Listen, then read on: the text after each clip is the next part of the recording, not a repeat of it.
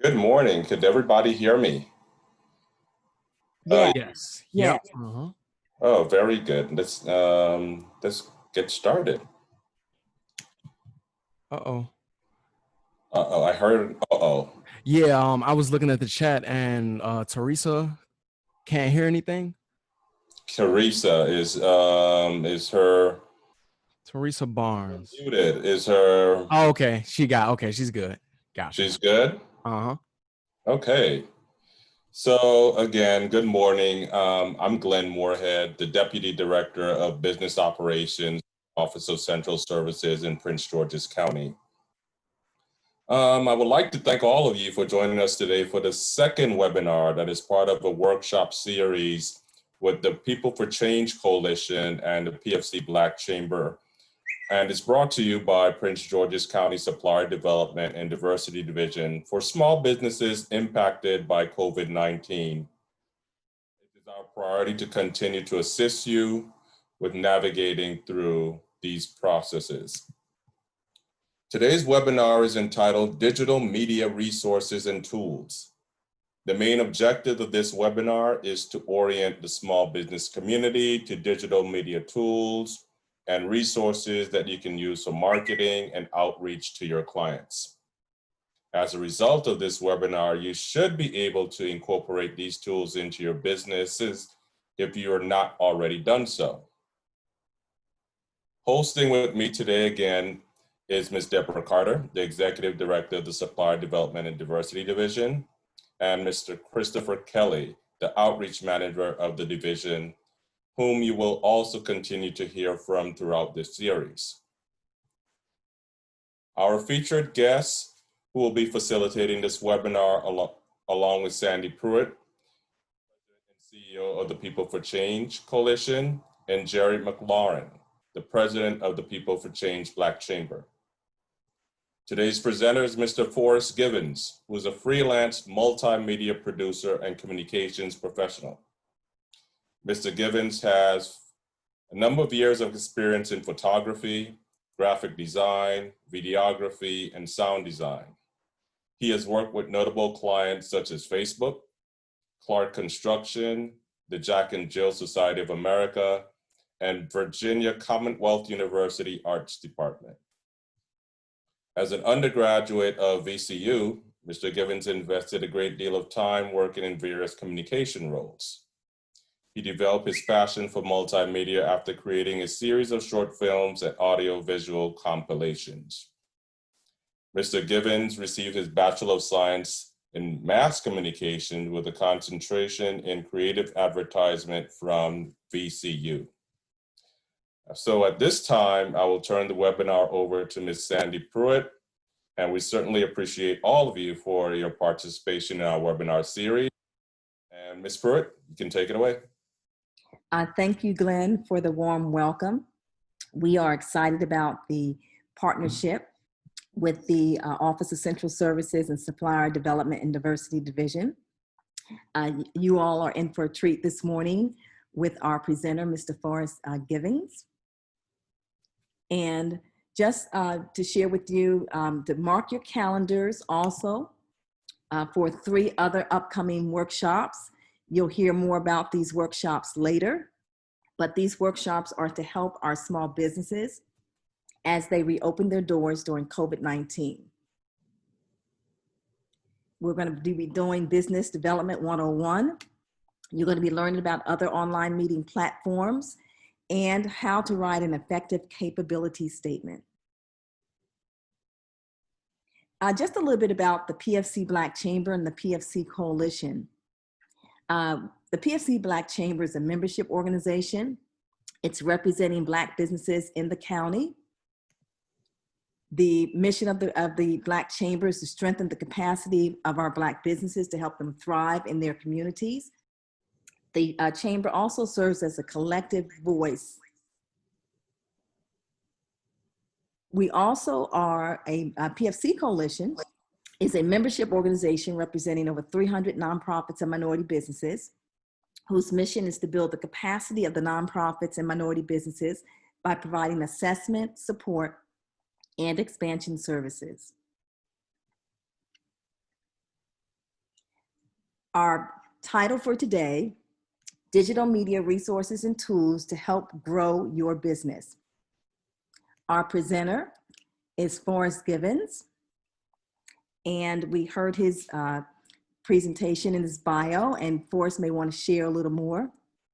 But we are excited to have Forrest and his vast experience in photography, graphic design, digital media. He also helps to support businesses and nonprofits, and we've done a number of projects with Mr. Forrest Givens, and he does a great job. So again, I'd like to welcome Mr. Forrest Givens, and we're going to share the screen with Mr. Givens right now, so if we can pause for a second. Okay, well, thank you so much for the introduction, guys. I really appreciate it. Let me go ahead. Sorry, let me go ahead and go back to my presentation. Sorry about that. Give me 1 second. And I'm going to go ahead and share my screen now. Okay, cool. So thank you so much, guys, for the introduction. It feels very like humbling. I'm like, wow, I did all this stuff, and you guys make it sound cooler than it is, but thank you again. Good morning, everybody, and thank you for joining us. This is going to be a great presentation. It's going to be a lot of engagement, a lot of visuals, so hope you all are excited and ready to go. So let's go ahead and go to our first slide. So I know Sandy and Mr. Moorhead gave a great introduction earlier, but this is just a continuation to explain some of the stuff I do. I'm a freelance multimedia content producer. And to the right, these are a couple of areas of expertise that I specialize in and have worked in. One being social media content creation. So just creating a variety of different content for social media channels such as Facebook, Instagram, Twitter. I do creative consulting, doing everything to help brands visualize ideas from conception to creation. And that can range from, brand strategy guide, a style guide, creating guides to help brands get started with their visual identity.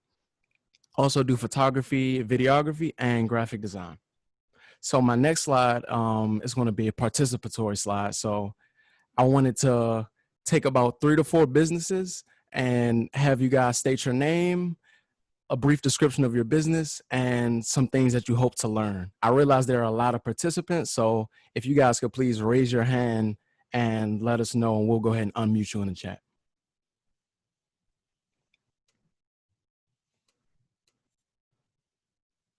Okay, let's see. We got okay.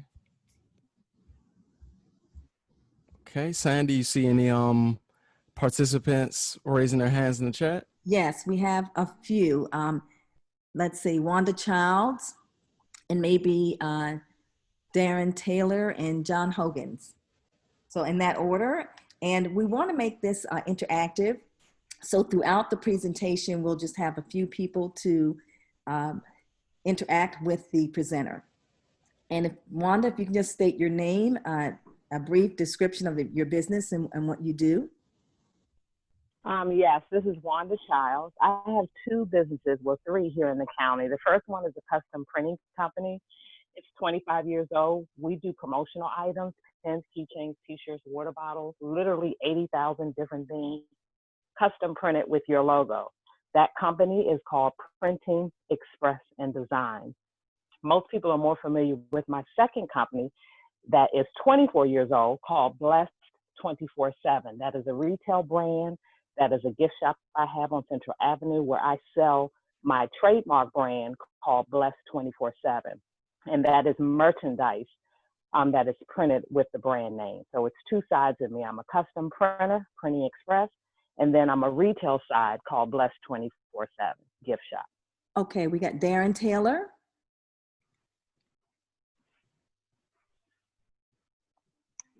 Good morning. My name is Darren Taylor. I'm a representative with Smart One Management Solutions. We're a woman-owned small business located in Upper Marlboro, Maryland. Been in business for about 8, going on 9 years now. We specialize in government contracts and providing program management, data analytics, project management, and financials and acquisitions. And I would like to learn how to diversify our company outreach and also possibly modernize our tech in the same field and keeping up and get our name out there. Okay, John Hogans. Hi, this is John Hogans. Good morning, everyone. I've run a training institution and contracting residential and commercial building, and I would like to learn these tools and be able to use the tools to do business better in our community and worldwide. Okay, that was a wonderful variety of different businesses, different industries and sectors. And thank you so much, Sandy, for facilitating it. Well, thank you guys for introducing yourselves. I want to be, face to face, it will be more interactive, but I appreciate you guys taking this virtual call. So we'll go ahead and proceed on to the next slide. So here's a quick agenda today for the overview. I know you guys are in various sectors, and a lot of people want to use these tools to modernize their business, enhance their outreach, and, better their communities. And I hope that we can do so. It'll be a good foundation. So I'll just go over all of our areas. So the first area is brand and identity. So we're going to discuss the state of your brand's visual identity and explore some tools to improve its image. We're going to talk about creative assets and resources that can make the content creation process easier for your business so you can be more visible and cohesive on your online web platforms. We're going to talk about content creation, how to actually create visually engaging content that can attract new customers and strengthen existing relationships. We're going to talk about content automation, just how to save you valuable time because you don't want to spend all your time making content. I completely understand. We're going to talk about your web presence and how it makes it easier for customers and potential customers to find your business and spend money with you. And finally, we're going to talk about email marketing. We're not going to get super deep into the concept of email marketing, but we're going to touch on tools and resources to help you if you aren't already aware of them. So let's go ahead and proceed from here. So I have a quick question. I thought this would be cool. How does a brand's identity influence customers? So if we have anybody who wants to raise their hand or give this a shot, you may already know, but I figured I'll throw it out there for you guys. Does anybody want to, if you want to respond, please raise your hand and we will unmute you.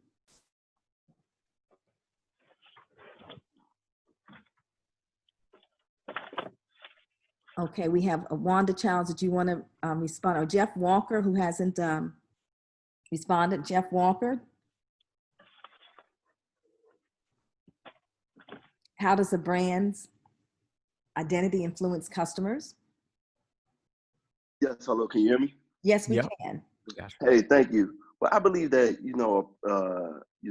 organizations or companies' brand helps influence customers because it allows one of several things. One, it allows the customer to be able to relate to the brand. It also helps the customer identify what are the benefits and do I fit in with this brand? And does the brand actually represent what my organization represents? Or how do the customers receive the brand in terms of like, does it fit in with, my ethics? And does it fit in with like my moral standings as well? That's a great response. Yeah, that was wonderful. We got to have you teach the class now.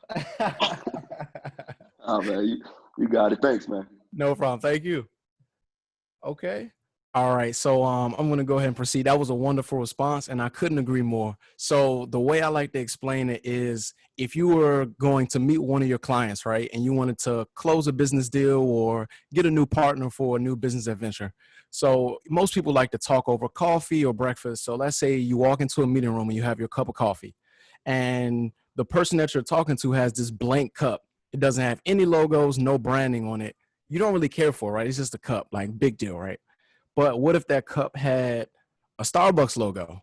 That would kind of change subconsciously how you feel about the person, but how you feel about the brand. You may like Starbucks, might not really care for Starbucks, but you acknowledge the brand and what it represents, the tonal and the ethical values. And let's take it a step further, and let's say it was a Wells Fargo coffee cup. Now, Wells Fargo clearly doesn't make coffee, but there's a lot of negative sentiment and, corruption that's associated with the brand. So you may see that person with that Wells Fargo cup and say, oh, well, I don't want to do business with this guy. I don't like Wells Fargo. So brands have a lot of psychological power and subconscious influence on people and their perception. Okay. And going back to your brand's visual identity, it's very important to make a good first impression. You want to be sure that your logos, your color choice, your fonts, and your aesthetic convey the message of your business relatively quickly, because people are short on time and they don't have all day to figure you out, especially if this is the first impression.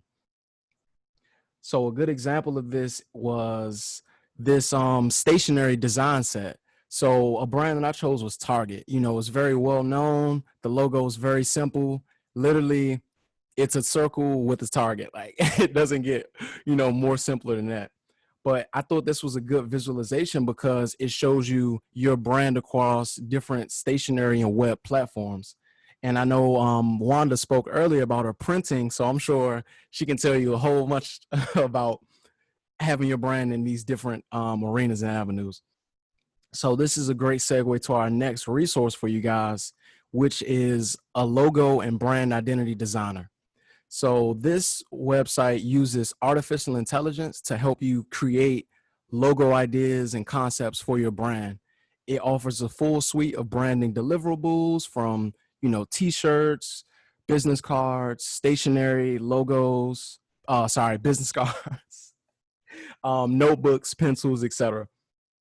And this is a really, really great website because it generates a mock-up of everything, how it'll look instantly. And they have packages where you can get like a header for your social media channel, different logos for your social and web channels. So what we're going to do, we're actually going to go to this website really quick because it's one thing to talk about it, but I'll show you guys a live demonstration. So I see we have a question. This platform isn't relatively expensive. I believe it's about 40 to 50 bucks, depending on your plan. I'll go ahead and navigate to it so you guys can see what I'm doing over here. Give me one second. And also, I just want to share while Forrest is going out to the site, we will be sharing the links to all the resources that he presents in this presentation. We'll be sharing that with all the participants. Thank you, Sandy. I appreciate it. And can everybody, you guys can see my screen pretty clear? Everything's good? Okay, cool. That's perfect. All right. Okay, and I had a question from Tisha Tyler, my apology. The recording will be recorded and we definitely can share it with you guys, no problem. Okay, so I'm gonna go ahead and log in really quick. Let's hope I got my password right.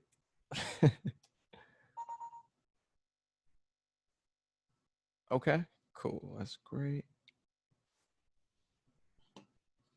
Sorry about that, having a little bit of difficulty getting my mouse. My apologies. Let's try this one more time.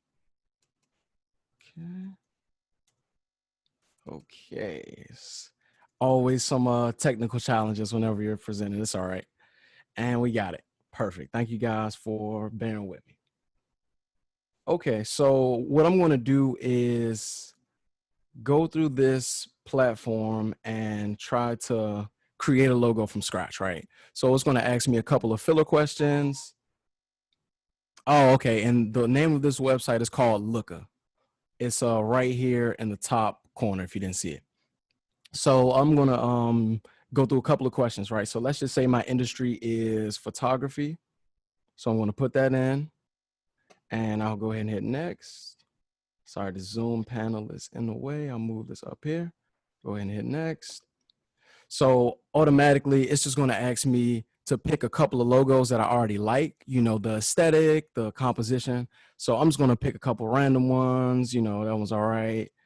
Let's see. This one is decent. This one's all right.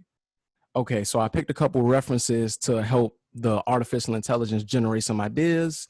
And I'm going to go ahead and punch in some colors. I'll do blue, yellow, and red. Okay. Okay. All right. I'm just going to say my company name is, let's just say blank photography. Okay. And I don't have a slogan, so I'll just continue. Okay, what kind of symbols do I want? I'll do camera, photo, and light. Just filling out these fillers. Okay, and if you guys don't already know, so Looka is a graphic design platform that uses artificial intelligence to create logos and design packages for your brand. So right now, I'm just going through a couple of examples that it made for me. So these are just, you know, really, really quick examples. It has my name of my business, some iconography, and it's great to just like generate some ideas. So at any point you can change your name. So I'll just put in John Doe as an example, and I'll say, I'll add a slogan. I'll say, we get the job done. Okay, and then I'll say, save my changes. So then you can see like it instantly changes a lot of what I'm looking for. And you can always go in and edit. So I'm just going to go with this one really fast, and I can edit this logo. Okay. Forrest, are you saying that they can put in their industry quickly and this will generate? Can we try another industry, maybe the health or construction or technology? Yeah, sure. No problem. So I'll go ahead and go back and let's see, I'll do construction instead of photography. So I'll change my industry to construction and I'll continue. And I'll go ahead and pick a couple of examples that I thought were nice. Let's do this. Okay, and we'll continue. And I'll just change my brand colors to, I'll just do a blue. Okay. And for the name of our business, let's say we'll call it CC Construction. Okay, as far as the symbols that I want to pick, I'm going to pick construction and architecture. And those will just be symbols that'll be loaded into the presets and the options that I get when I use the generator. So I'll go ahead and continue. All right, now they're generating some designs for me. And earlier I told you guys you can adjust the parameters in here, right? So you can change your name at any time that you want. And you could also add a slogan and you can adjust your colors. So I'll just put a slogan in. I'll say, we get the job done. Okay, and I'll capitalize that T. And I'll save my changes. See your changes. Okay, and we got a couple examples here. So just gonna scroll down, see what we got as a starting point. Okay, I'm gonna load a few more just to get a solid base. Okay. I'll go with this one right here. It's just an example reference. So I'll hit continue. Okay, so once you have like a rough idea or you have a good starting point for your logo, it's going to give you a lot of different options to customize it, right? So immediately we start seeing, if we scroll down, we can see some mock-ups for a business card. We can see some mock-ups for like a Facebook cover for our Facebook profile if we want to go that route. And we can also see some stationary mock-ups. So we see the print, the business card, the letterhead. And this is just to give you a good like overview of what your brand will look like once it's fully fleshed out. So I'm just going to keep on scrolling down, see some more business card options. We can see we got some mock-ups for like merchandise, t-shirts, and signage. Now I'm going to go back up to the top of this page and I'm going to just edit a couple of things, right? So if I want to change any of my fonts, I can, whoops. So Forrest, you're saying this platform has a lot of flexibility in terms of design. Yes, absolutely. It has a lot of flexibility in terms of design and it's great for creating ideas fast. Like I've worked with a lot of businesses and they'll need logos fast or they need mock-ups fast. So if you wanted to just take things into your own hand and communicate with the designer and say, hey, I want a logo like this. This is exactly how I want it. Or you could create it yourself if you just didn't feel like going through the transaction with the designer. So I'm just going to mess with a few parameters so you can make the size bigger of this main CC construction type if you want. You can make it uppercase, change it to lowercase. They have a lot of different colors. If I want to do like, you know, color variations on the text, let's see, you can change just about everything on here. Let's see. So if I go to symbol, we can get like some different symbols that come up. So we can go with this sort of like flower if we want it. And we have a whole bunch of different options. So I'm not going to go through every single thing on the platform. Just wanted to give you guys a quick overview. And now we're going to try to like check out if it's as if we wanted to buy this product. So I'm going to go buy. And here you can see the different packages for the pricing for this service, right? So if you wanted a basic rendering of this, you would get like the logo file. And we have a few other options. So I'm going to go ahead and return back to the presentation.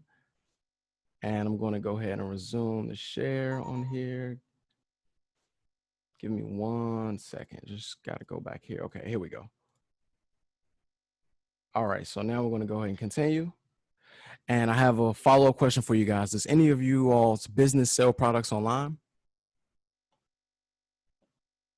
I know Wanda talked about her commerce platform and her in-person too, but if Yeah, anybody else wanted. we heard a few earlier online. So I think, yeah, a number of people probably are selling online. So that's, and if they're not, that's where they definitely, the direction they need to be headed.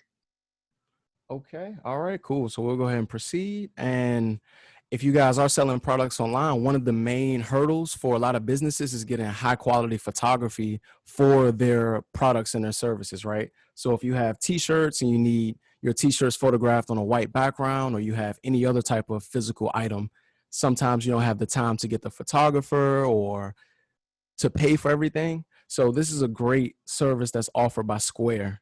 So basically you send in your physical products that you want to sell on your website, and they take high quality pictures of those objects and then they send it back to you. And the prices for this service are $10 to $30 per item that you have. So the $10 option, you would get, let's say you have a lamp, right? For $10 of that lamp, you would get 3 different photos. So you would get like a frontward facing photo, a side shot, and an additional shot. You can specify your shot types. And for the $30 option, so this will be $30 per object, you would get a 360 set of images that would complement your brand. So I'll just go here really quick. I'm going to take about maybe 30 seconds just to show you guys exactly how this works. So let me go ahead and share this with you. So this is the website, and just a note, because of COVID, they're temporarily closed, but once everything resumes, then you guys can proceed with the service.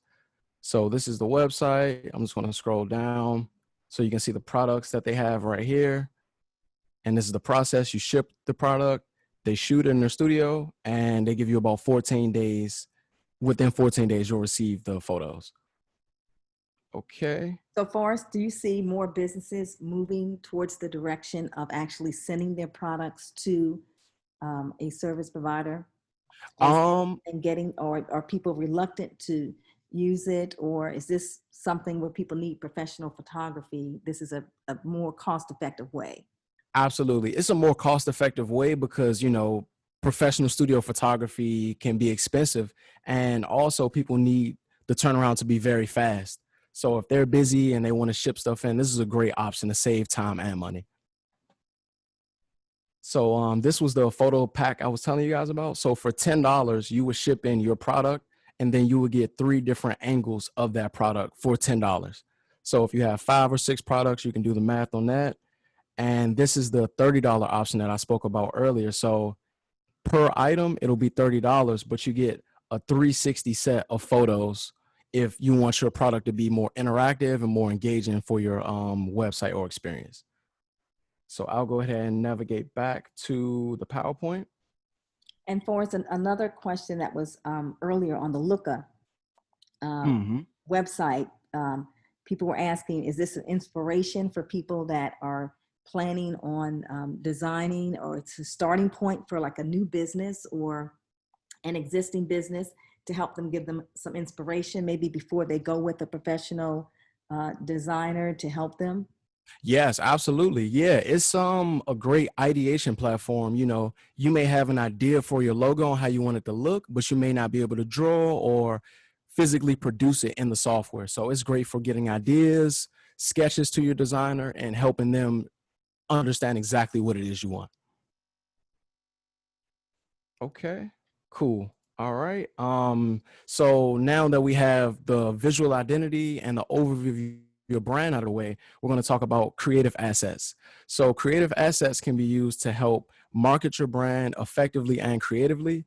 They can be used multiple times for various purposes. And as far as categorizing your creative assets, it's good to have like a digital managed asset management system.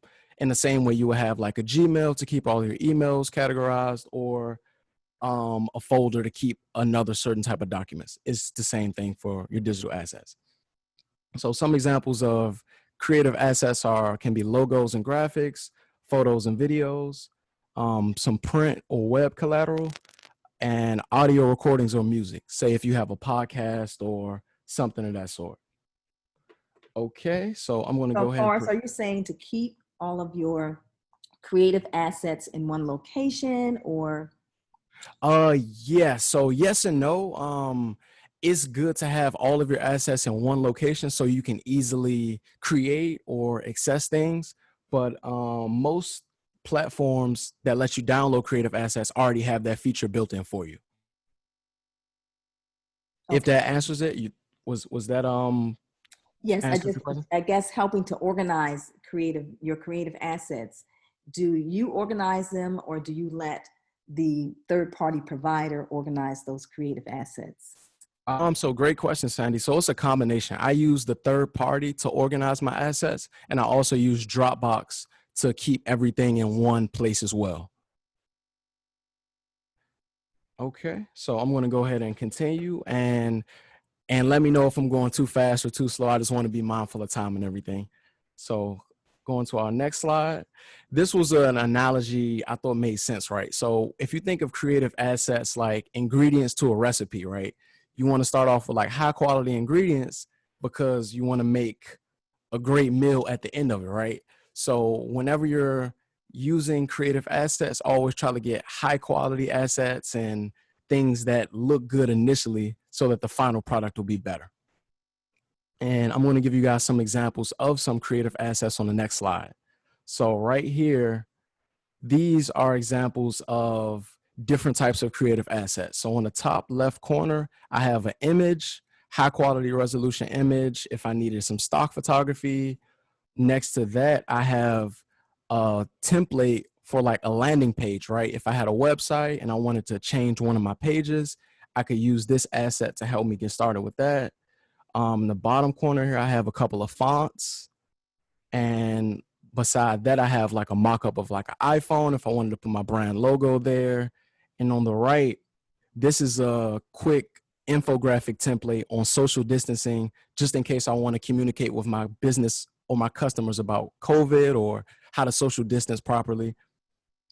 Let's see. Do we have any questions on any of this stuff so far, Sandy? So far, so good? So far, so good. Yes. Okay, perfect. And again, if people do have questions, if you'd like to post your questions in the Q&A, and somebody did ask about is Dropbox a better tool to use than a Google Drive?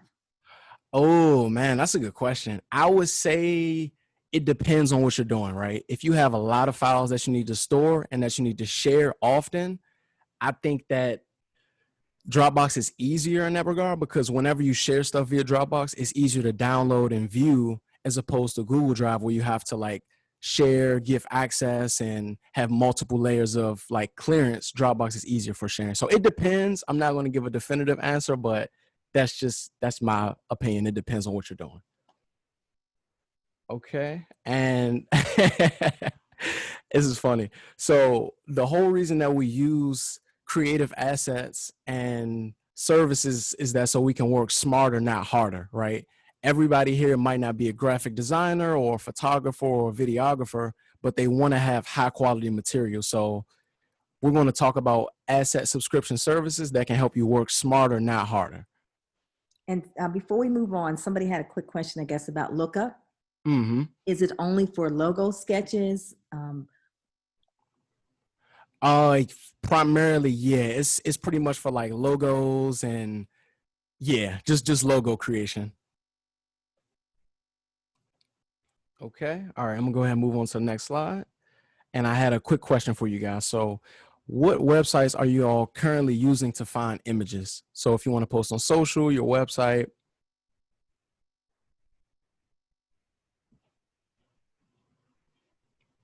If people want to chime in, if you raise your hand, we can share. John Hogans, did you have a question? Okay. I saw Creative Cloud. No, ma'am. Okay. I can see some in the chat too. So I see some people say Google, Creative Cloud. Let's see. I heard a question about how to use those pictures, Canva. Okay, cool. So I see Google was a pretty popular one. So I wanted to just show you guys some additional features that you can use with Google to get images that are proper licensed and to your liking. So I'm going to go ahead and go to Google really fast. And let me share my screen on here so you guys can see it. So right now, I'm just going to do a quick Google search, right? So I'm just going to say I'm searching business. And if I go to my images panel right here, I'll move this out of the way so you guys can see it. So we got a lot of options here in Google. So you guys may already know this, but just wanted to reiterate it. So up here at the top, at this top panel, you can adjust your parameters of what you're looking for. So if you go to the tools setting, you can specify the size that you're looking for, you know, large, medium, small, the color, the usage rights, you know, to make sure you're not using copyrighted images. You can use stuff labeled for non-commercial or non-commercial use for modification.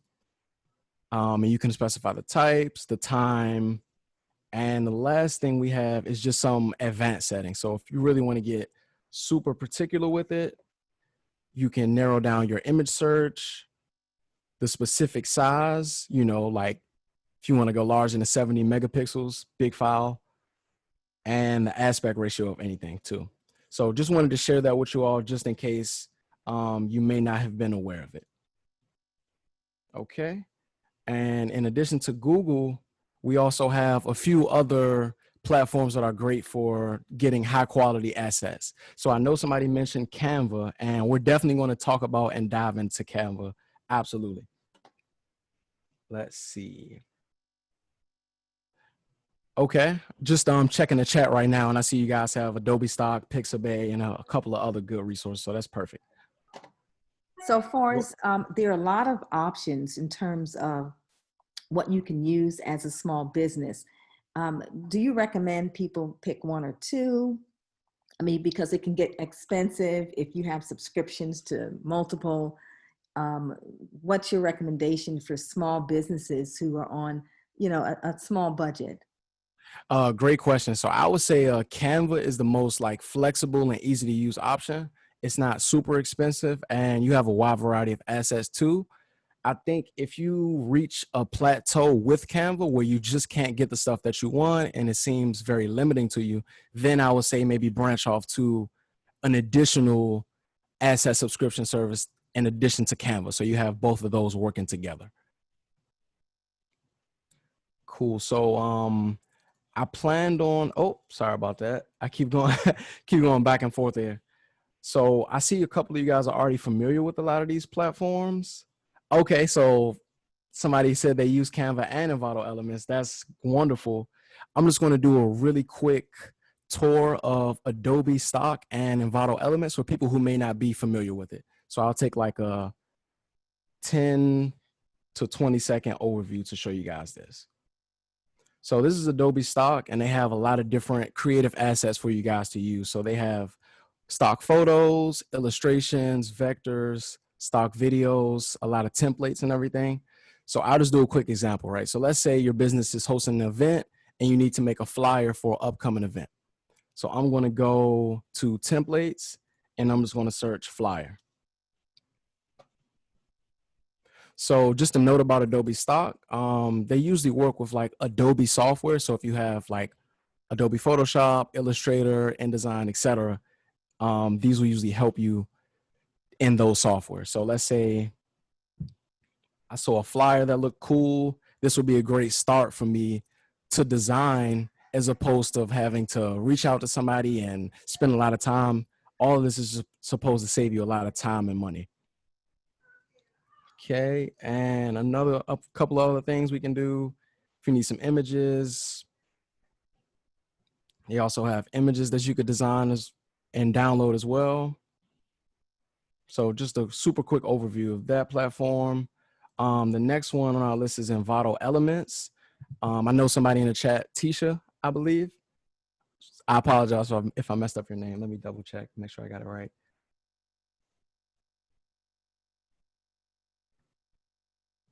Yep, it was Tisha Tyler, yep. So this is Envato Elements, and this is the second asset subscription service. They have a wide variety of resources. So they have everything from stock video, templates, music, sound effects, graphics, presentation templates. So I'm just gonna quickly browse through and just show you guys what some of this stuff looks like. So it's a pretty cool interface if you're looking for stuff or you need to make a presentation. It's a great starting point for you. And the last feature that I wanted to show you all about Envato Elements is that you can have all of your assets stored in one location, and you can make different collections of assets to group it. So I'll just show you what I have really quick. So if I go to my collections, you can see all of the different projects that I have these assets for. So if I go here, this was like a logo design that I was working on for a client. So you can see I have like all of my fonts that I use for it and all of my ideas in one central place. So it just groups them and organizes it for you. It's a really cool feature. Okay, so I'm going to go back to my presentation and let's see what we got. So I'm going to go to the next slide. And in addition to the asset subscription services, we also have some stock photography services. If you guys need stock photography for free and you want to be able to access it quickly. So these are a couple of examples. One is called Unsplash, Pexels, and this third one is called Burst by Shopify. So it's just a stock photography service for small business as well. Let me double check our chat just to see. Okay, great feedback, Tisha. Tisha is killing it in the chat. Thank you so much. So really quick, guys, I'm going to give you a quick website visit to each of these three services. I'll make it brief, so bear with me while I share my screen. So this is the first service. It's called Unsplash. They have free stock photography, high resolution images for you. So if we just scroll down, we can see a little bit of what they offer. So pretty cool, kind of straight to the point. The next one is Pexels. So I'll go ahead and go to Pexels really quick. And Pexels is like literally very similar to Unsplash, right? Stock photography service, but they also have videos as well. So if you need stock photography or you need stock videos, you can get them for free on this website. So this is a great website. And the final one that we have on there is going to be Shopify Burst. So I'm going to go to Shopify Burst. I'll just Google search it, and here we go. And again, this is Sandy again. All of the resources and tools that are displayed in the presentation, we'll be sending everyone, we'll be getting a link to those websites to access those tools and resources. Thank you so much, Sandy. I have been in that situation where you're seeing a presentation, you're like, what is this? Can I take it down? I don't want to miss it. So don't worry, you're not going to miss out on anything. We have all the links for you guys to check out. So this is Shopify Burst, and it's more geared towards websites, blogs, and online services that sell products. So same thing, stock photography. They have a lot of different categories that makes it easier to find stuff, but they're pretty much very similar. So Or a question, because I mean, it can be a lot with the stock photos. Do you find that some of the service providers are leaning towards categorizing just only certain types of stocks, photos for certain types of businesses, or are most of them trying to get in so many categories so they don't lose a customer?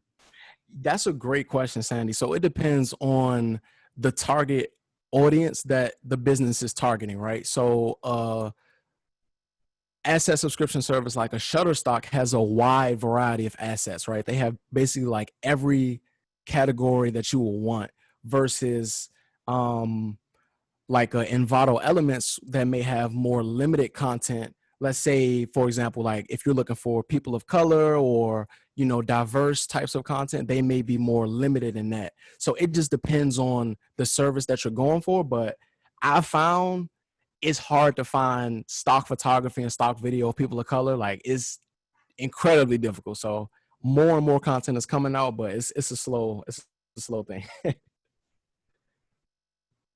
But great question. So I'm going to go ahead and return to the presentation now. And we're going to go ahead and continue. Here we go. So when it comes to content creation, content is king. You know, I'm sure you guys have heard this over and over and over again, but it's a form of currency in the digital age, right? People's attention is getting more and more difficult to grasp, and they have less time to engage with a lot of content that's happening. So to avoid this, you want to make sure you are creating engaging, thumb-stopping content, right? If somebody's scrolling on social media, you want them to stop and look at your content. That's the most ideal scenario. And the last thing that's most important is making cohesive content across your platforms, right?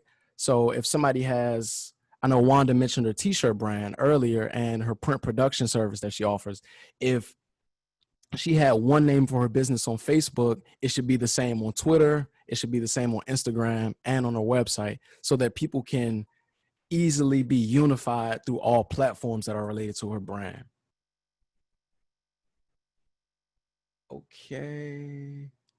Okay, great. Sorry, just checking a message, guys. My apology. I'm going to go ahead and proceed to the next slide.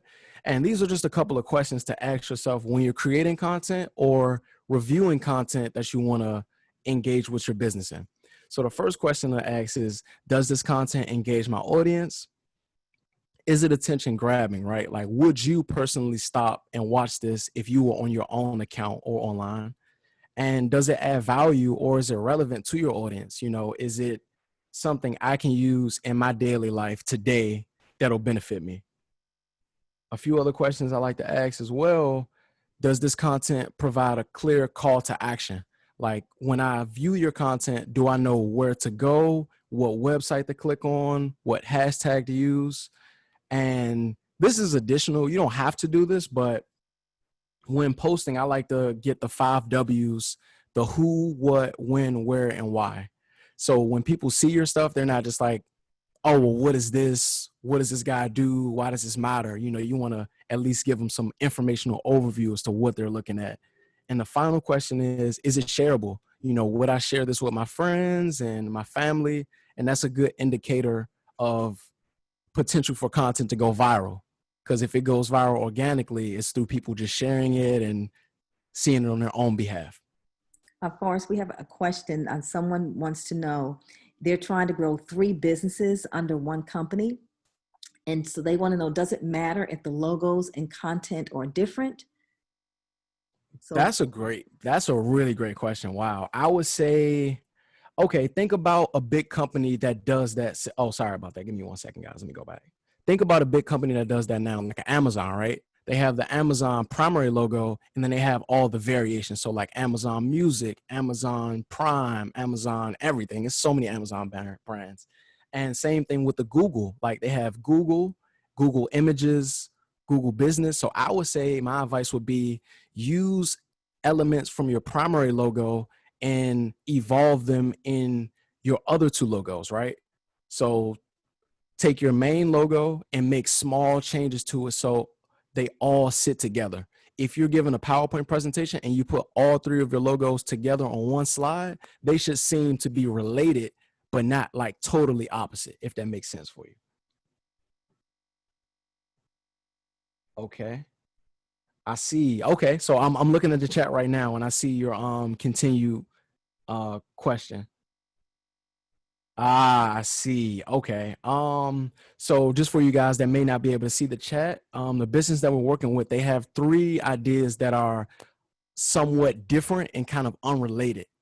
So my advice for that would be to have, this is all you have to do, right? Even if they're all different, keep one element that unifies all of those brands. So that could be, it could be your logo.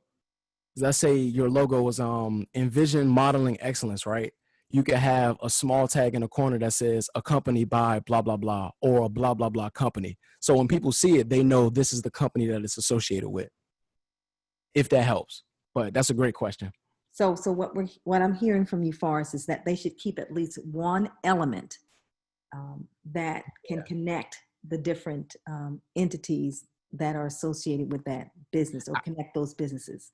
Absolutely. Just one element, right? Everything doesn't have to be completely uniform, but as long as you have like one unifying piece, I think it'll help tie everything together. Could it be a color, or? Yeah, it could be a color, a font. It could be a iconography, an icon element. It could be a lot of different things. So I hope that helps. I'm going to go ahead and go on to the next slide. So this is an example of advertisement for a project management tool called Monday.com. I thought this was a great example of visually engaging content and something that gets you to stop what you're doing and check it out. Some of you guys may have seen it before because it was a large YouTube campaign, but I'll go ahead and start it. Here we go.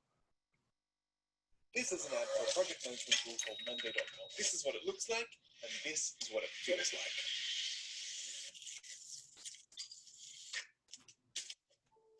So the tool works like this. We call this a board.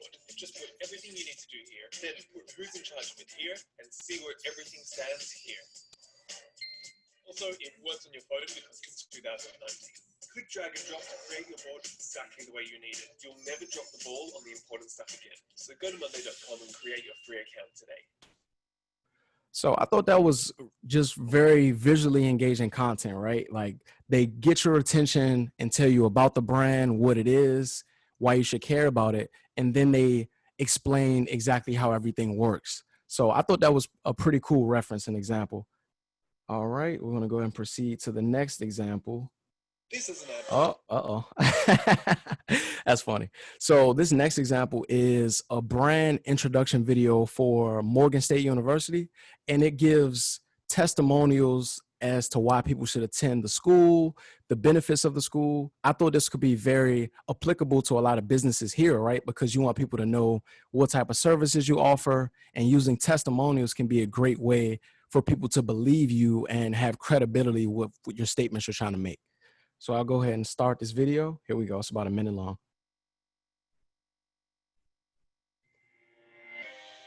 Socially here at Morgan State University, my favorite aspect is just the community of campus. Being from Baltimore myself, I always tell people that Baltimore has kind of an atmosphere of a small town. And that's kind of the atmosphere you get here at Morgan.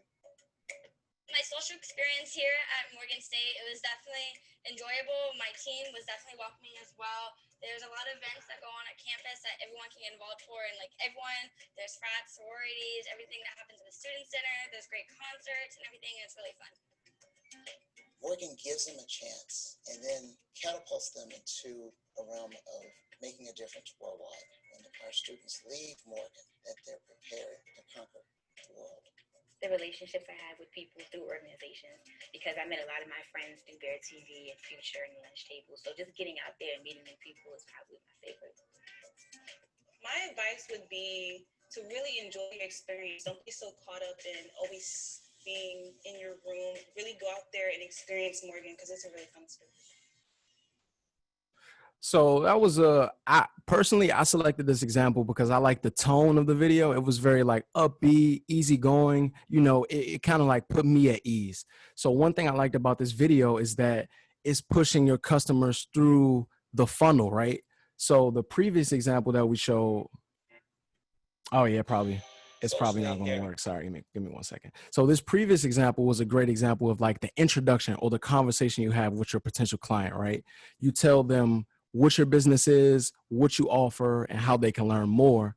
And then as they get to know you, you tell them why your service is of value from other people. You have other people vouching on your behalf to, sell your product even more. So I thought this was like a great journey just to show how it continues. Okay. We got any questions or anything in the chat? Let me double check the chat. Nope, I think we can probably move on. Oh, you know what? There actually is one. Somebody had a question about project management tool recommendation. Monday.com, Airtable, Notion, and Asana. I've personally used Monday.com, and it's really, really easy and very simple. I haven't used Airtable, but I've heard good things about it. My personal recommendation would be to try Monday, just because I used it. But great question. Okay, and we're going to proceed. So this is an example of social media content that directly engages the audience. So I thought this was really good. So I'll just read it from the top. So Angelsoft, we're looking for a new design for our Pretty Prince bath tissue. Comment on your favorite A, B, C, or D. So this is very intentional content that was designed to engage with the audience, right? You can see the corresponding tissue with the letter below it. So I thought this was a great way to really engage with your customers and get a good response out of them, right? Like make them a part of a decision that you want to make with your brand. It makes people feel more personal, like you're directly speaking with them. So I thought this did a good job at that. Our next example is a live stream event and how promoting events can give your business leverage as content on social media, right? So this guy, Tim Ferriss, he's having a appearance at an event in Dallas, Texas on September 7th and 8th. Now, as far as the design, it's simple, it tells you where it's going to be, the business that's hosting it, and the time that he's going to be present. And it also has a link. So it answers the 5 W's, is visually pretty good. I wouldn't say it's the greatest design in the world, but it's pretty visually great as content. And it tells your audience exactly what to do and where to go. And I think that live streaming can give your audience a closer connection to you and your business because it's a direct connection in wake of the whole pandemic. It gives you another medium to connect and relate with other people. Forrest, someone had another question in terms of businesses that offer services only. What are your recommendations for tools for them specifically if they just offer services and maybe not a product? If you offer services and not a product, I would give your audience a live demonstration of that service being done, right? So let's say you're a consulting business, I would say if you're doing like Zoom calls, record that conversation with your client if they're open to being recorded, or just take a snippet and, post that to your social media. Just show your product or your service being used by other people and the value that it has. I feel like showing that will give people a lot of insight on it as well. Feel like that answered your question? That's good for you, Sandy? Yes, that's great. Thank you. Okay, no problem. Okay, so the next piece of content, I'm sure you guys have seen this multiple times. So this is called the pop-up display banner. So if you're browsing through a website, you'll be looking at a few products and then an offer will pop up. Usually people click or X out of it, but it's really great for generating leads. So this is an example of that. And I like this because the copy is very clever and the image matches the copy exactly, right? So like, get the inside scoop. Oh, okay, cool, play on words. And, it has the image of the ice cream, and it's just trying to capture users' email addresses on your website. So I thought this was a good example of creative and clever content that can help you get more leads and more contacts for your email funnel later down the line of your business. So Forrest, another question in the chat. Someone's talking about a hair loss and hair care center that they have. And they said it's not a salon, but it's a hair healthcare facility with private suites. And they're kind of struggling with marketing due to the sensitivity of the type of business that they're running.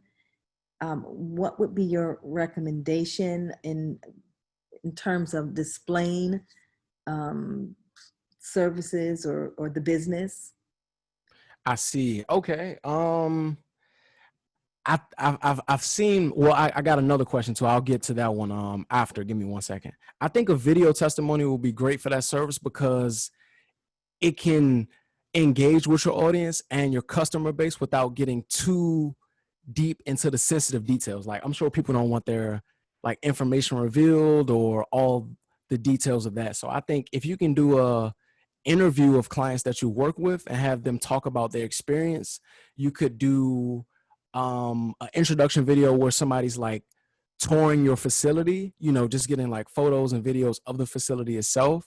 So you want to just show people, right, a visual showcase of like the before and after, like how did they, when they came in with no hair versus when they left with hair, how did they feel? And another example, I would always say, if you find challenges in your industry, look at other competitors in your industry and seeing how they're leveraging their field, right?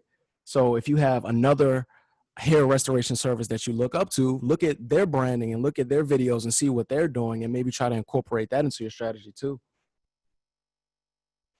And Great. Yeah, great response. And also people are asking, you know, if they're going to get the links. We are going to be sharing all of the links to all the tools and resources that are a part of the presentation. We'll be sharing those in a separate email.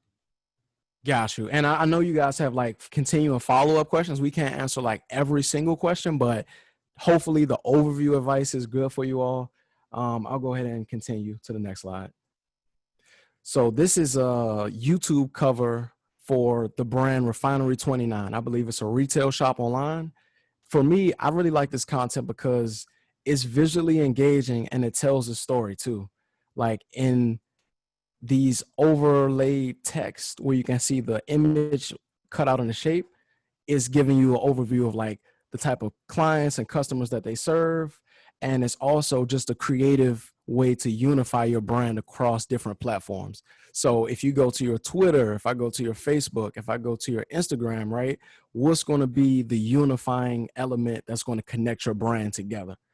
So I thought this was a great example of just how to share information and still be creative with your brand.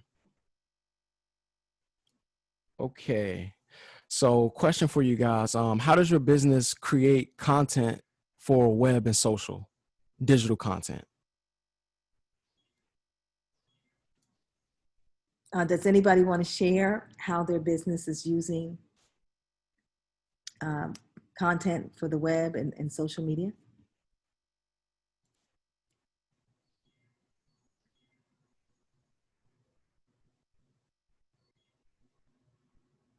Okay, Forrest, I think we'll move on. Okay, got you. And I was just revisiting the chat. I see somebody had a question about the name of this type of service. So this is just this is called the pop-up banner, and it can pop up on your website to generate leads and get emails. It's like an email collection tool that people use. Forrest, what is your take on pop-up banners on websites? What are you hearing in the industry? That's a great question. So I think everybody's doing it and they're doing it for a reason, right? Like it generates real results and it gets a lot of potential leads. So I would say it's the same as like social media, right? When the resurgence of it when it became so widely known, everybody was sort of like reluctant to adopt it. But as you see, it's still relevant and people are still using it. So I would say because it's so widely used, you should at least understand it and understand why people are doing it. That would be my take on it. Okay, and so let's see. So I wanted to ask how you guys create content because I was going to give you all just a quick overview of these two platforms. I know a couple of you in the chat may be familiar with Canva and Adobe Spark. If you are, wonderful. If not, I just want to make sure you understand what it is and how to use it. Okay, so I'm going to navigate to Canva really fast. And just really quick before I go, you can design presentations with it, business cards, flyers, gifts, a lot of stuff. So let's go ahead and go to Canva and I'll show you guys what you can do there. So I'm sharing my screen and this will be the homepage you see. let me go ahead and log in really quick just so I can still with Google. Okay.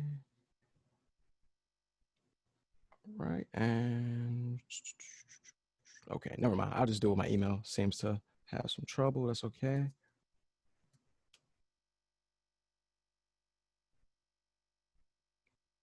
Okay, cool. So now we're in, and just want to give you guys a quick overview of the stuff that you can do, right? So the great thing about Canva is that they have a lot of different templates for a lot of different types of media. So if you want to design a presentation, some animations for your social media, YouTube thumbnail, a flyer, social media post, email headers, it's a lot of stuff you can do here. So for just like simplicity's purpose, I'll do a Facebook cover just for sake of time. Oh, you know what? Before I do that, I wanted to go over the features that you guys can do. So my apologies. So on the left-hand corner here, you can see all of the options that you have for your brand, right? So let's say you have a business and you want to make sure all of the aspects of your designs are uniform. So your logos are used, your fonts are used, your colors. So you can go over here to this brand kit section, and it's a premium feature, and I think it's about $12.99 a month. But with that brand kit feature, you can add your fonts of your brand, you can add your colors, and you can add your logos. So these will be assets that you can just drag and drop in your designs, and it'll make your workflow so much easier. Okay, so now I'm going to go back, and I'll go back to that Facebook cover that I was designing earlier.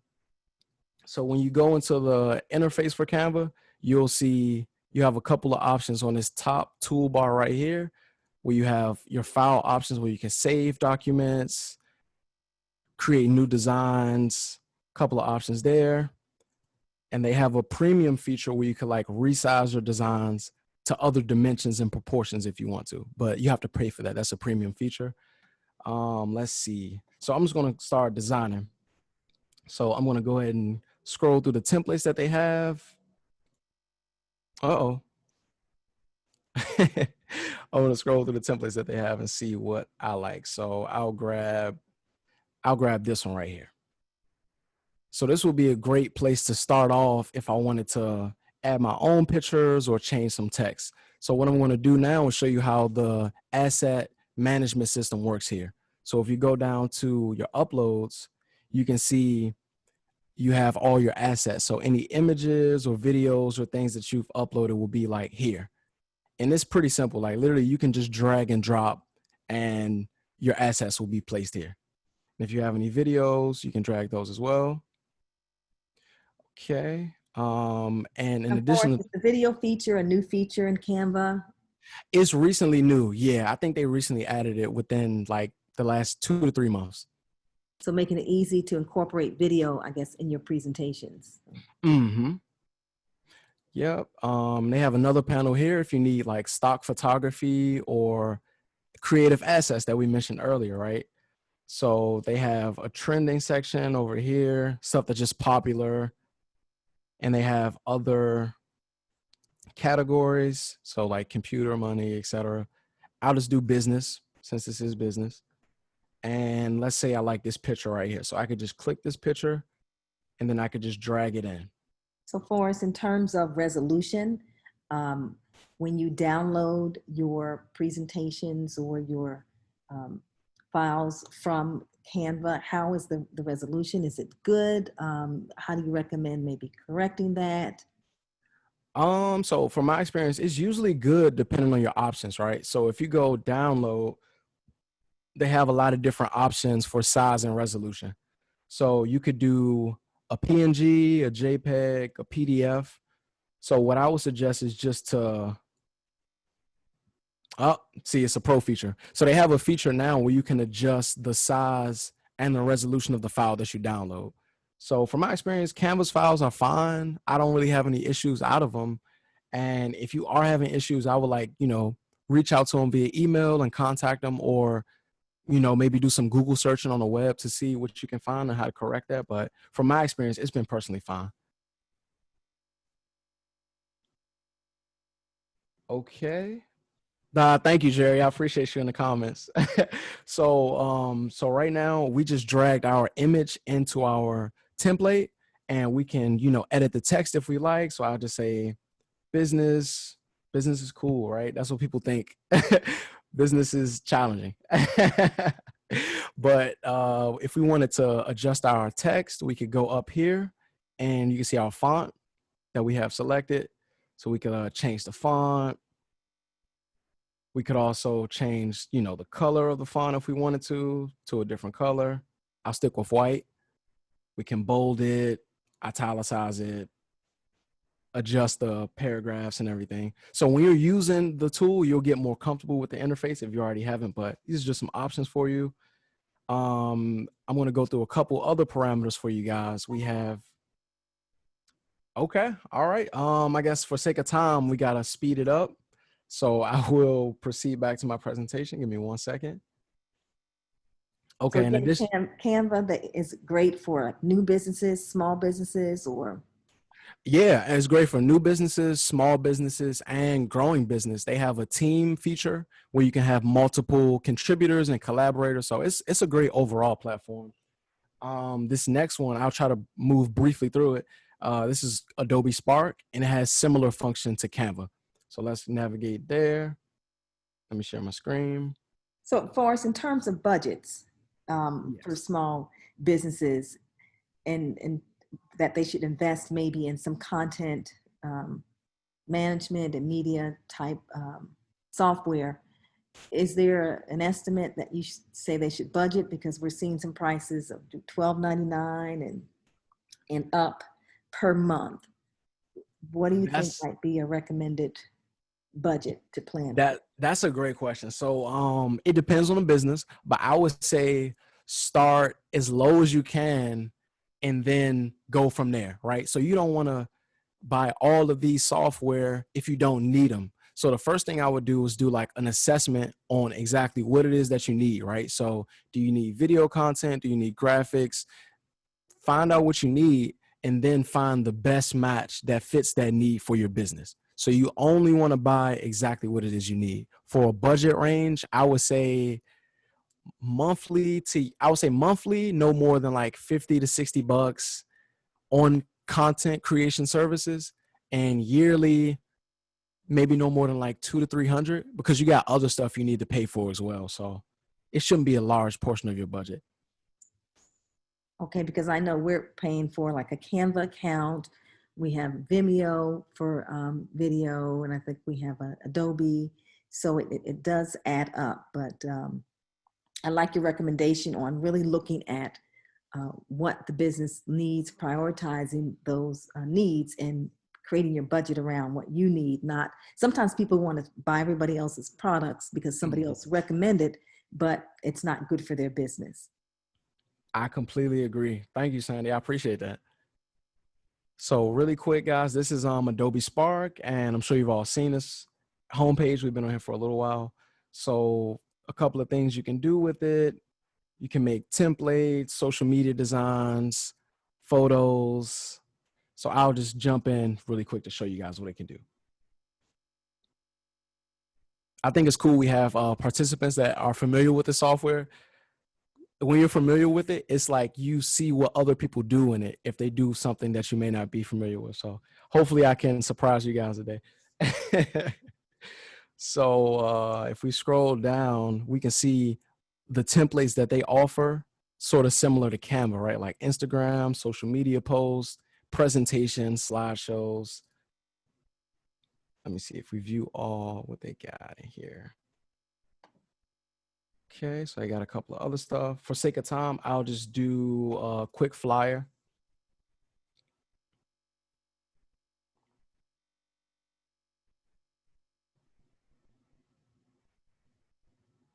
Okay, just waiting for this to load up.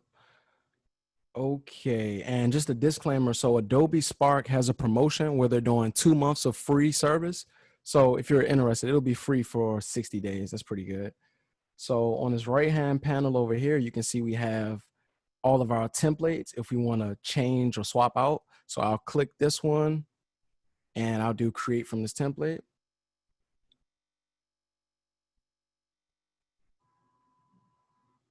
Just waiting for it to load on up. Okay, cool. All right, so now we got our template in here and we have a similar toolbar similar to Canva. So if we go to design, we can see that we have a couple of options for our logo. So if we upload a logo here, we can add that. Oh, sorry about that. If we uploaded our brand's logo, we could just quickly drag and drop that into here. Well, we have the colors for it and the fonts. Let's see, what else do we have in here? Got colors. They have a lot of different color palettes if you want to explore colors and adjust that. They have different layouts and compositions. If you want to do a grid or a banner. So this is pretty cool. And they also have the resize feature, which is free, unlike Canva that you have to pay for. So if you want to do this for an Instagram story or change it to a landscape, you can easily do so with this feature. So I think that's pretty cool. Okay, so that's a quick overview of Adobe Spark. Feel free to check it out if you have time. I'll go ahead and resume back to the presentation. Let's see. So we got any questions, Sandy? Anything right now? No, I think we're good for now. If people want to put something in the chat box or a question, just continue. Okay. Oh, see, I'm just reading the chat myself right now. Just wanted to check and see. Okay, cool. All right. So in addition to, you know, online content such as graphics, photos, designs, and flyers, that we also have video editing content if you're interested in editing your videos. So on the left, we have Filmora 9. It's a free option, and it also has paid features as well. And on the right, we have Biteable, which is a web-based video editor. I'm going to show you guys Biteable because it's really simple and easy to use. So let me go ahead and click there.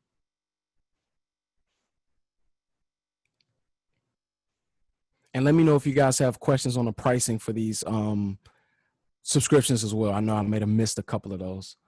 So let me go ahead and log in. And let me see. Nope. Oh. Okay.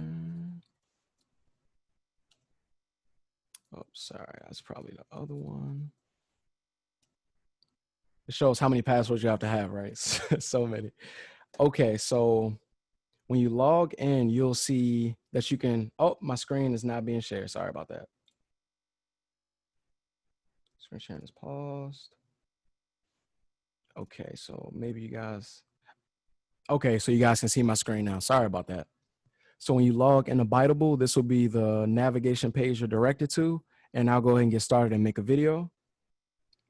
And they have a lot of different presets for your intentions of the video. So you can use a video to promote your business, share something, communicate. I'll just use promote. And let's do find a template. So let's see what we got. Let's do real estate. It's just an example. Okay, that's fine. Okay, all right. So let me go back really quick because I think I had another example to show you guys. Let me see, let's do create new.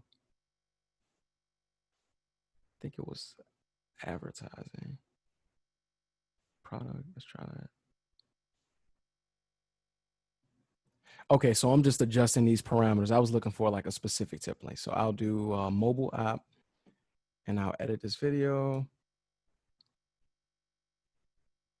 Let's see. Okay, so on this left-hand side, you got a lot of options here. So you can like upload your own video and they have a lot of other different videos that you can insert. You can adjust the text heading over here if you wanted to change that to say something different. To say filler text, spell filler text wrong. Let me see. can change the font, and you won't see any changes until you like save and preview it. So when you do that,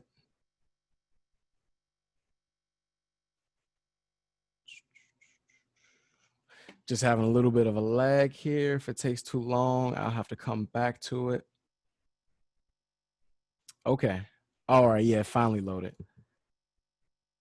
Oh, wow. Okay. Just scrolling through really quick. Give me 1 second, guys. So this is interesting. So I used this service before, and it looks like it's a little different for some reason. I'm not sure why that happened. Yeah, it looked totally different when I did it. Okay, so for sake of time, guys, I'm going to have to end the Biteable tutorial, unfortunately. I encourage you guys to check it out when you have free time. It's just a little bit of like glitches, and it's taking a while to load up. Again, so Biteable is good for? It's good for creating quick videos for your brand if you don't have time to like sit down and edit and, you know, have like a dedicated computer for it. But it's good for video content. Just having a little bit of trouble with it right now, which is kind of bad, but it happens. So if a business needs to create a video, they don't want to pay for somebody to come in and have to videotape them. This is a good software that they can use to just quickly create a video. Yes, it's good for quickly creating videos and getting content out of the door really fast. As far as the pricing, it's kind of pricey depending on how you do it. So the yearly plan can range from like free to $15 a month. And a monthly plan is about like $20 a month up until $99. I would encourage you guys to try anything before you decide to buy it, but pricing is decent. So I'm going to go back to my screen share, and I'm going to show you guys Film More. So Film More is pretty good. It's a little bit more involved compared to Biteable, but you have more flexibility over it. So let me go ahead and load that up really quick for you guys.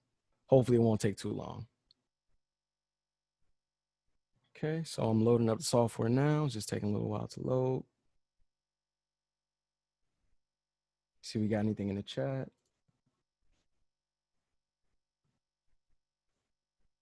Okay, cool. Good to see you guys engaging in the chat. I know it's a lot to observe and type and make sure everything is correct, but thank you guys for bearing with me. Now, Forrest, what's your recommendation on if you're using like too many type of template looking, you know, content across your platforms? Do you lose the essence of it being more custom? That's a great question. So I have two different ways I feel about it, right? So templates, think of them as just like pieces to a puzzle. You can take different pieces and elements from different templates and combine it all to make it very unique. So I would say the template is always a starting point, and you don't have to stick with everything in the template. You know, get creative and manipulate it a little bit. As far as the uniformity with it and the personal touch, as long as you have elements that are repeatable and cohesive with your brand, I think it can help merge everything together as far as your digital content. So Forrest, do you recommend in the beginning working with a brand specialist to really refine your brand? Because I see so many businesses where you go to the website, it's something else. You see their business card, it says something else.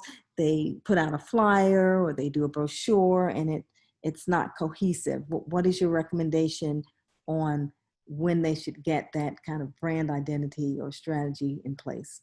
Great question, Sandy. I would definitely recommend speaking with a brand strategist or creative consultant just to help you create guidelines visually for your brand, right? So your fonts, your logo, your colors, you know, different instances of how you would use your brand and your logo. So like for stationery, how do you position your logo? For your t-shirts, how do you want everything to sit?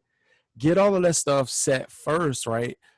So that when you're creating the content, you already know what you want to use in it. It makes everything so much simpler. It's like, what's the best way I could put it? I don't know. It's like renovating your house first before you move into it, or like cleaning your house before you do anything. Like it's a solid foundation, and then you don't have to come back and change everything later. If that makes sense. Is that good for you, Sandy? Yes.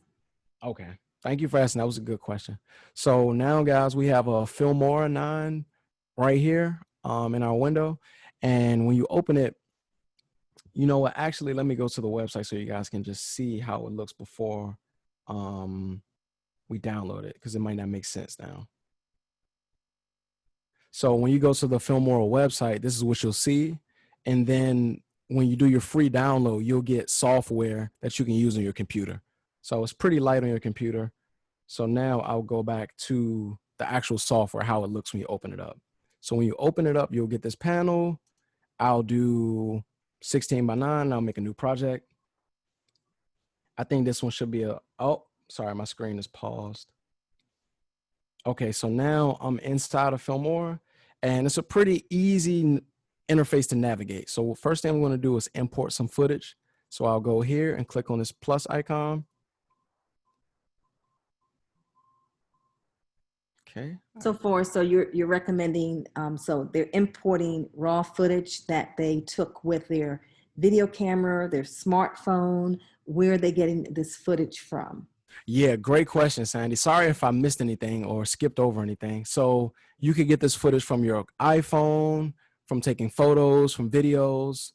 You could get this footage online if you want stock footage or stock photography for your videos. It's a lot of different places and websites you can get this from.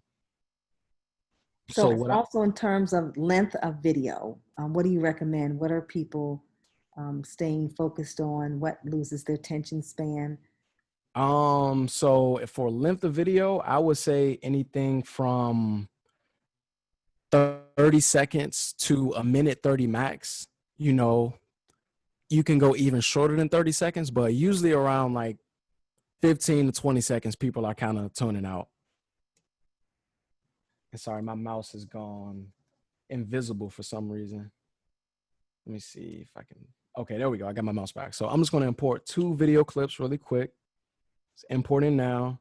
And I'm just going to give you guys a basic tutorial of how you can edit your video. So I'm going to take this video from here and I'm going to drag it into my timeline. And now you can see I have a preview of that footage on my right-hand side in this little window. So over here, this red line, this is called my playhead. And if I grab my playhead and scroll, I can like scrub through my footage and kind of see, you know, how everything is looking. So that's looking pretty cool. In addition to that, they have a lot of different panels up here at the top for easily editing stuff. So say I want to add some music. I'll go to my audio tab. They have a whole bunch of like songs that come with the software. So if I hit download, or, oh, you know what? Actually, I can just drag this right into my timeline. I don't have to download it. So I can drag that in. It's going to download the content. That's pretty cool. Okay. Okay, cool. So we got that there. And now we see our music is really long compared to our video. So if I want to zoom out, I can go up here to our bar where it has the plus and minus, and I can zoom out. So I can see my whole timeline is about 2 minutes. So that's fine. So I'll zoom back in. And if I play it, so this is a great example. So it's a lot for my computer to process the video and the audio at one time. So a feature they have in here, you can lower the playback resolution to speed up the play. So if I go here and I go from 1/2 of the resolution to 1/8 of the resolution, it should play back faster. So if I hit play now. So it's a little bit better, still a little choppy, but that's okay. It's just for tutorial purposes. So editing stuff is pretty easy. I can make my audio panel a little bit bigger if I want. If I want to adjust, sorry, let me move this playhead for you guys. Let me click here so I can move it. If I want to like fade my audio in and out, I can click I can navigate to the edge of my audio track, and you see I get these two arrows left and right. If I click that and drag it, you can see my audio will be faded nice and smoothly. And you see on my playhead, there's this option for these scissors. If I click on this, it'll cut my video and my audio into two. So let's say I wanted to like cut this and then just make like this section a little bit lower in volume, I could do that. So just some examples. I'll give you guys a few more features and we'll go ahead and navigate out of this. So aside from your music, if you want to add titles, it's relatively simple too. So I'll just navigate through my title presets and I'll click this one. So if I click this title preset and drag it over top of my video footage, you can see the titles now created. So Forrest, in terms of businesses using videos, because you don't see, you don't see a lot of it. Do you think people are apprehensive or maybe can't afford to pay for the software or pay for somebody to design a video? Because a lot of our small businesses say we need more traction on our website. We need to, get more customers or clients coming to our site. But when you go to their site, there is no video anywhere telling about their business, testimonials, a lot of things that you recommended that they incorporate. What do you think is, well, some of the apprehension or the challenges of why people maybe aren't using videos? So the main challenge is time, right? People don't have time to learn new things and create it in addition to everything else they're doing. So I would say you have to think of like the most cost-effective and efficient way to produce the content, right? Like if you don't have the time to do it, maybe, or if you don't have the time or the money to do it, it's kind of tricky, right? I don't have like a one-size-fits-all answer, but this is my answer for you, Sandy. I think it's best for businesses to clearly define the problem that they have and the objective that they want to solve. When they lay that foundation, it'll help them craft a strategy to get what it is that they want. So if you're going to somebody's website and they don't have good video content, we need more video content. Let's think of ways to produce it cheaply or time efficiently. If that means paying somebody, if that means getting an intern, or if that means learning the software yourself, try to give yourself as many options to solve the solution as you can. That would be like my open feedback for it. Okay, thanks Forrest. It's a great answer. Okay, I'll spend like a couple more minutes in this software and then we'll go ahead and continue. So we added this title element here, and you can see that when we play our footage back, it's like a little animation, and you can kind of scrub through and see when it comes like in and out. And there's a lag in here, but don't worry about that. That's okay. So you can add titles, you can add transitions. They're pretty simple. You just click it, drag it onto your footage, and you can see if I scroll to the end of this clip, it'll start to dissolve. So Forrest, are some of the transitions similar to PowerPoint? Yeah, similar to PowerPoint, Adobe Premiere, they all kind of like build off of one another. So really simple, really easy to use. They have effects as well, and pretty much same thing. Like you drag it in, and then you can see this is my effect right here. So if I click on this for my effect, actually, if I double click it, you see I can like resize it. So I can make it bigger, make it smaller. I can increase the intensity of it, make it super blurry, or make it very subtle. So there are a lot of tools, and it's a relatively like simple user interface to navigate. And last thing, the pricing. So let me show you guys how I did that. So if you choose to export your video, the pricing options will come up, right? So if you have a free plan with this Filmora 9 software, you'll be able to export your video, but you'll have a watermark on it. They have an annual plan where it's $45 for the entire year, a lifetime, and a bundle. They always try to sell you all the stuff you don't need. So just a pricing overview if you were interested. I'm going to go back to our PowerPoint slide, and we're going to keep on going. Okay, Cool. So let's take a quick break. I know we've been talking and presenting and designing. So are we still good on time, Sandy? As far as Yes. our okay. Any questions so far? Any comments from our businesses? Anybody want to share any challenges they're currently having in terms of identifying the right tools to incorporate in your business? I know a lot of people are reopening their doors in the midst of COVID-19. Any challenges you're having in terms of marketing, trying to keep your existing clients and trying to get new clients?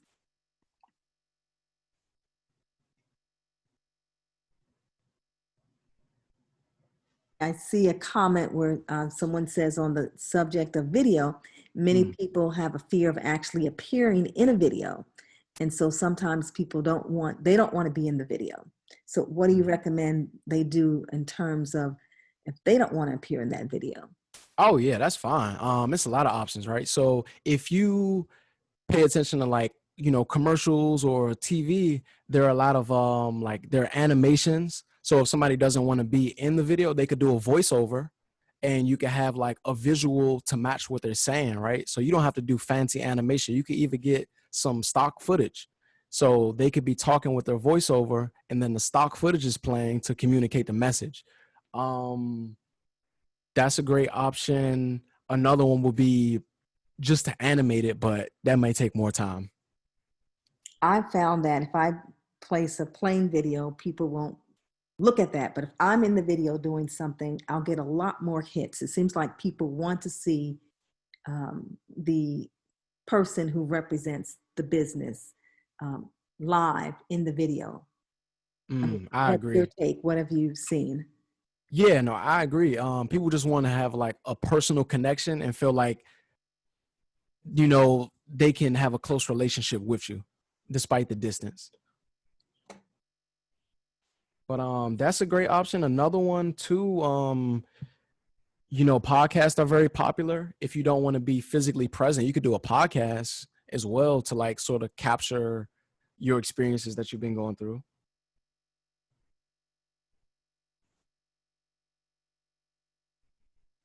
Another comment, somebody said explainer videos are pretty popular now. What are some of the best programs? I guess some of the programs you recommended here, are they great programs to create your own that you're covering now? Yeah, so Biteable is actually a really good video content creator for that, for like overview videos and instructional videos on your brand. I was having some glitches with it. Filmora is also really good. It just gives you more flexibility and control over exactly what you want to say. So I think those two platforms are good.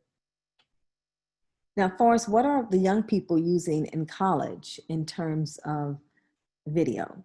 Oh, that's a great question. So as far as video software, they're using the Adobe Creative Suite, Adobe Premiere Pro, Adobe After Effects. They're pretty much using that ecosystem. They're also using Final Cut Pro, and a couple of people use DaVinci Resolve, and there's always a new software coming out. So you may see something made on like iMovie or an app on somebody's phone, but there's also always new technology to create the products that are coming out. Okay, so I think, thanks so much for that feedback. So I think we can kind of move on.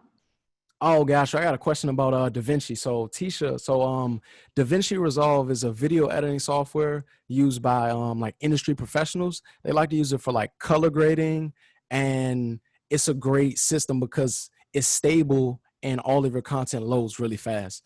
So I'll try to include it in the list of links. I'll add DaVinci Resolve there so you can check that out. Okay. All right. You said we're good to go, Sandy? Yes.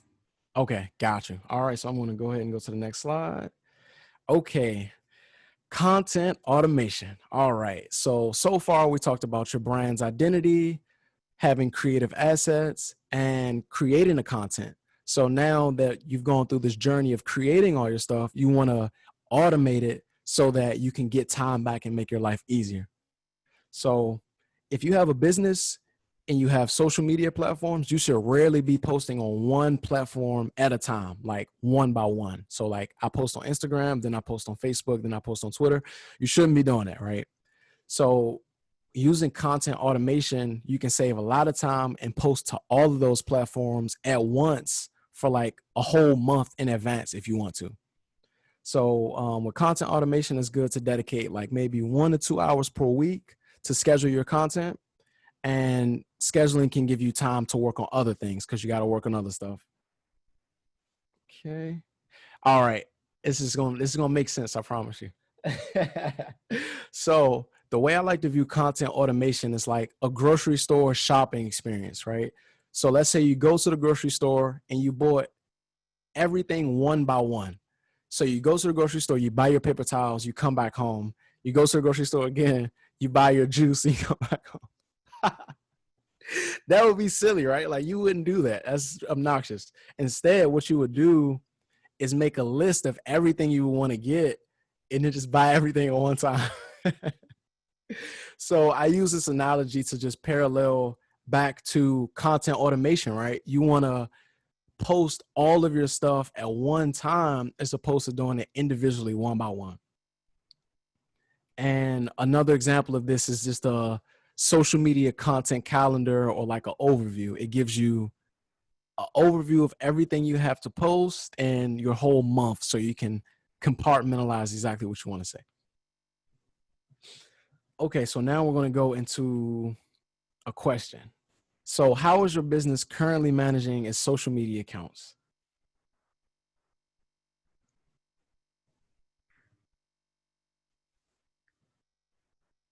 Let's see, let me get in the chat. Anybody want to chime in? Oh yeah, if you want to like Hootsuite, okay. Yes. Hootsuite. Mhm. Now, Forrest, we've heard a lot of information today, and a lot of our businesses might be small businesses. So they have to manage their content, their videos, their Instagram, their social media, a lot of stuff. How do you organize all of this in terms of a small business? Yeah, it's easier said than done, right? It's not going to be a one size fits all, but if you own a business, you know the power of like a schedule. So I think it's really about working as efficiently as possible and using the tools that get you the maximum return on investment, right? So if I'm posting one by one, let me test a content automation tool that can post for me in a week or a month and see how much time that saves me. So it's not that you can't do it. It's just that you have to change the habit to get you toward where you want to be. So my advice would just be like scheduling, planning, and efficiency. And we got a couple questions in here about where to find the information on the sites and the social media calendar. I'll get to that momentarily. I got you guys, no worries. But is that good for your answer, Sandy? Yes, that's fine. Okay, got you. Cool. So so really quick, I'm just gonna go forward really fast. Don't worry. So these are all of the social media content automation software that we're going to be talking about. I'm going to leave links at the end so you can check out each one of them, but the information form will just be like on the web.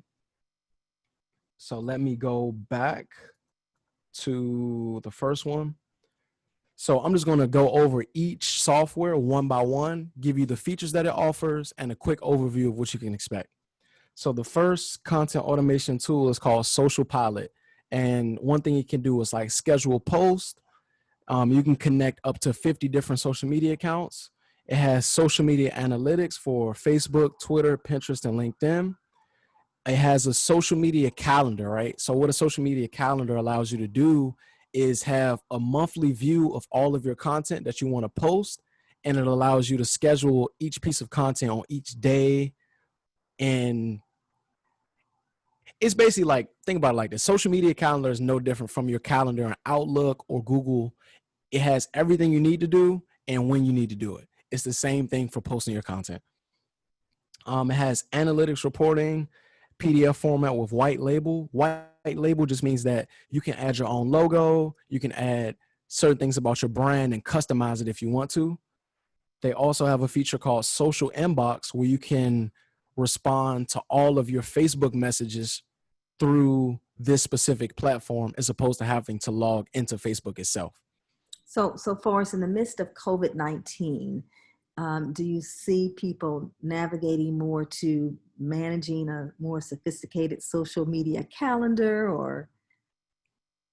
I think content is more present now because everybody's available to consume content.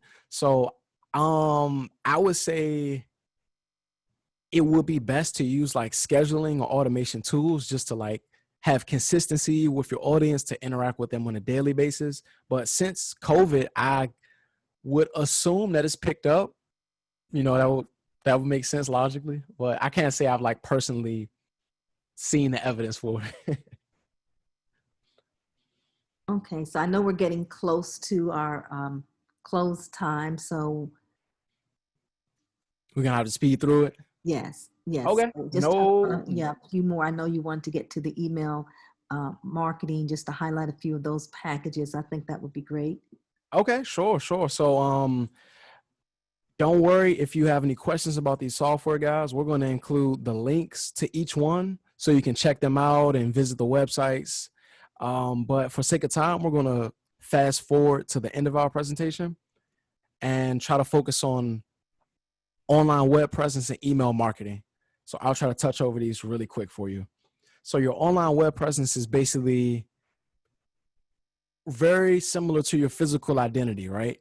Like when you meet people face to face, you want them to see the best version of yourself and all that you have to offer. Now, your online web presence should be the same, right? For your business, you want people to see the best side of your business and the best products and services that you have to offer. It makes it easier for them to buy your products and have access to you. And it makes it easier to build relationships with customers when they can easily find and access you. So I think the most important one that we need to touch on here is probably Google My Business. So if you guys aren't already familiar with Google My Business, it's a service that allows you to list information about your business on Google. So if people search your business, they can see when you're open, your hours, your location, some images. And this is a really good way just to get your brand out there and give you exposure if you already haven't signed up for it.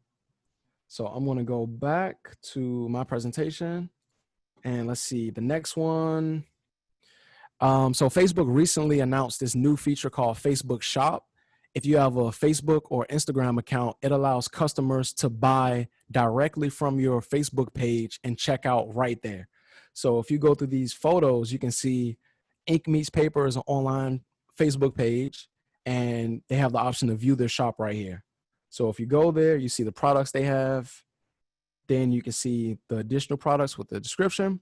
And if you want to check out through Facebook, you can literally pay and check out immediately through Facebook.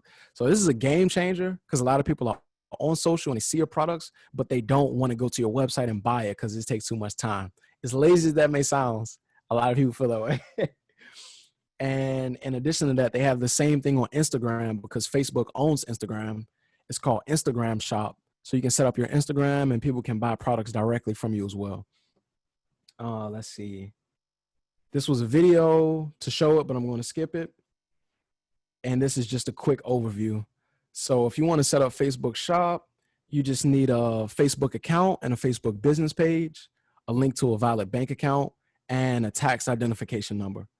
Instagram is similar. You have to have your Facebook business account linked to your Instagram so that the two can be interconnected. And they basically have the same features. Okay. All right. Let me see if we got any questions. Scheduling. I saw a question. So a lot of the social media content automation platforms, they have integrations with different platforms, right? So like Hootsuite has an integration with Dropbox, Canva, so you can like import assets from there and make the workflow optimally easy. I'll go ahead and keep on going. This next one I wanted to touch on really quick. This is the Google marketing platform. And this is helpful for your business if you want to get website analytics for your site, you want to track your visitors, you want to increase your digital footprint of your business and know exactly what's going on. This is a great resource. So I'm just going to go to the website really fast and give you guys a quick glance of how it'll look. So they have a section dedicated for small businesses on here, and you can browse through their analytics, survey options. They have data, a data studio where you can, jump through all of your analytics and insights.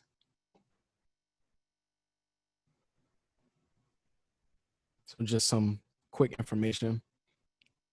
So I will recommend, if you guys are interested in using the Google products, such as like analytics or the data studio service for your business, I would personally reach out to somebody to have them set it up with you. I've worked with Google Ads myself, and it was, I'm just going to be real with you guys, it was incredibly difficult to use, even for myself. Like, it was kind of a headache, but it can provide a lot of value to your business. So if you are interested, I would recommend having somebody help you set it up and coach you through it. It'll save you a lot of time.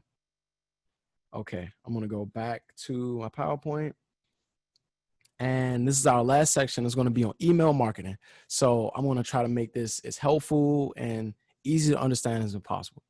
So email marketing is helpful because it helps you build relationships with prospects, leads, and current customers. Now, as far as effectiveness, email marketing rivals social media from a customer acquisition opportunity perspective.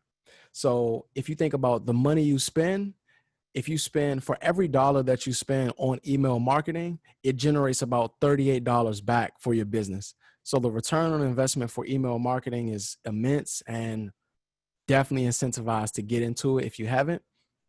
Now, as far as the priorities, right? Think about it. All the information you receive today is like a funnel.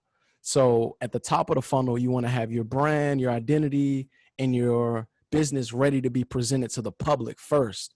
Then once you get that set, you can create content to move your customers down the funnel, right? So they get to know your business. You got intro videos and content to show about your brand. They get to know you more, testimonials and product reviews. And then when they get to the end of the funnel, they want to buy your product and you want to keep in touch with them. So email marketing is the end of the customer funnel because you have the information and you have your customer to be retained. So this is the end, just to give you perspective on that. So these are a few email marketing platforms and software. I'm sure a lot of you are probably familiar with MailChimp. Constant Contact is really popular for small businesses. And Unbounce is a new one. So with MailChimp, you can design your emails, have analytic reports, templates. You can create landing pages, sign up forms, ads on Facebook, Google, and they have a website builder as well. Constant Contact is very similar, has a lot of overlapping features. And lastly, Unbounce. I'm going to go to the Unbounce website really quick because it's easier to show rather than explain. So let me navigate there really fast so you guys can check this out. So Unbounce is a website dedicated to generating more leads and more conversions for your business. So they have a designer where you can create. Okay, gotcha. So they have a designer where you can create landing pages, pop-up bars, etc. We're running short on time, so I got to go back. I'm going to touch on these last 3 slides. They should take no more than 2 minutes. So really quick, for email marketing, I wanted to talk about landing pages, right? So landing pages are specific pages that can lead your customers to a specific product or service and offer them to take action on a specific thing. It can help you receive traffic from a specific source, such as an ad campaign or an email campaign. If you're running an ad, you want people to go to your landing page, and it can be used in combination with your website. All this is going to make sense with a short visual, so just bear with me. And lastly, we have website pop-ups and sticky bars. So we talked about these earlier. So these are present when you navigate to a web page and they'll pop up to show you a relevant offer that can help you as the customer. And the last one is sticky bars. They stick to your web page as you browse, and they show you relevant information to keep it top of mind. So I'm going to show you some examples and we're going to close out. So here is an example of a landing page, right? So this is very specific. It's about an ebook, and they really want you to sign up and give your information. So you're getting emails and websites from your customers so that you can market to them later on. One thing that's very important about a landing page is that it doesn't have any external links as a website would. So I'll show you an example of this. So this right here is another example of a landing page. And you see, it doesn't have any like home, about, visit us. It's just get offer and enter your email. A landing page can also have a link to your actual website as well. So I'm going to go one step further.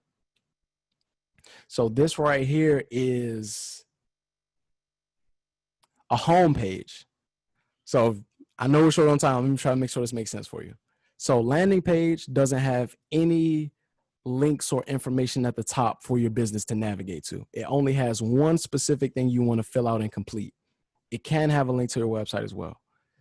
So this is a home page on the website. So you see how this has how it works, who is it for, more, blog. This is what a website has. Your website and your homepage has this, but a landing page doesn't have these options.